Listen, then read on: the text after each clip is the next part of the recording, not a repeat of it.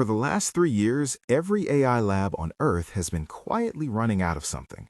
Not money, not chips, not engineers. They've been running out of the internet. Yeah, the entire internet. Every Reddit thread, every PDF, every Wikipedia edit, every shady forum from 2007, already eaten, digested, gone. And now Google just dropped a paper that doesn't solve the problem. It makes the problem irrelevant. It's called SIMULA. And if it works the way the benchmarks suggest, the next decade of AI won't be built on human knowledge at all. It'll be built on knowledge that never existed before a machine invented it.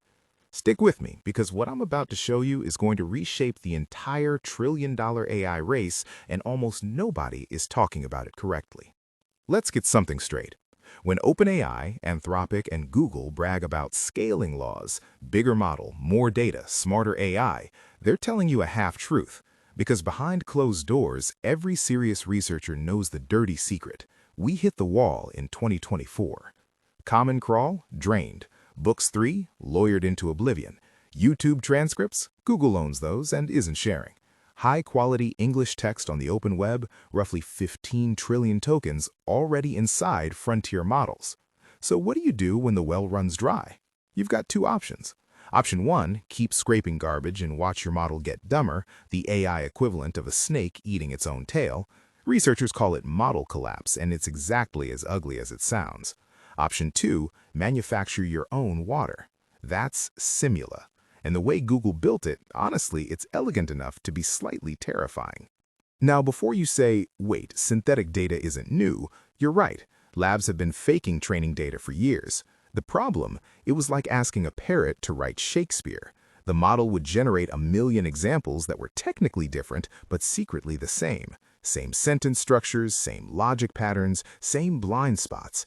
Researchers called it mode collapse. I call it the Olive Garden menu problem. Looks like 47 dishes, tastes like free. Here's where SIMULA flips the table. Instead of asking an AI, hey, give me a million cybersecurity examples, Google does something almost insulting in its simplicity. They build a map first, a taxonomy. Imagine you wanted to train an AI to be a world-class cardiologist. The old way, scrape every medical paper you can find and pray. The SIMULA way, first you draw the entire territory of cardiology, every disease, every patient demographic, every diagnostic pathway, every edge case the textbooks ignore. Then you generate examples that fill every corner of that map, including the corners human doctors barely visit. That's not data generation, that's cartography for machines. Okay, here's where it gets juicy, and this is the part every other video on this paper is missing. SIMULA has a component called the dual-critic system, and the philosophy behind it is straight out of 1934. Karl Popper, Austrian philosopher, dead guy, brilliant, argued that you can never prove a scientific theory true, you can only prove it false. A million white swans don't prove all swans are white, one black swan destroys the theory. That's called falsification, and it's the foundation of every real science. Guess what almost every AI evaluator on Earth does? It asks, is this answer correct? Which is exactly the opposite of how science works. So the AI keeps approving plausible-sounding garbage. SIMULA's dual critic doesn't ask, is this right? It asks two questions in parallel. Is this correct? And is this incorrect? If both critics agree it's correct, it lives. If either one finds a hole, it dies. It's not data generation, it's Darwinian natural selection for facts. And the math benchmarks back it up. When Google cranked the complexity dial, feeding the model gnarly edge case, this would never appear in a textbook examples, performance jumped roughly 10% on hard math benchmarks. In a field where a 2% gain gets you a press release, 10% is biblical. Let me make this concrete, because dual-critic falsification sounds like academic word salad. Imagine you're training an AI to spot insurance fraud. The old way, feed it 100,000 real claims labeled fraud or not fraud and hope. The SIMULA way, generate a fake claim that looks 97% legitimate, perfect grammar, plausible dates, real-sounding hospital, but with one buried inconsistency a senior adjuster would catch on their third coffee. Then you ask Critic A, is this fraud? And Critic B, is this legitimate? If critic B can defend it convincingly, the example dies. Only the genuinely tricky cases survive into training. You're not teaching the AI what fraud looks like. You're teaching it what almost fraud looks like, which is where every real-world model breaks. Now zoom out, because this is where it stops being a research paper and starts being a business earthquake. For 20 years, the unspoken rule of the internet was whoever has the most data wins. Google won search because of data. Facebook won social because of data.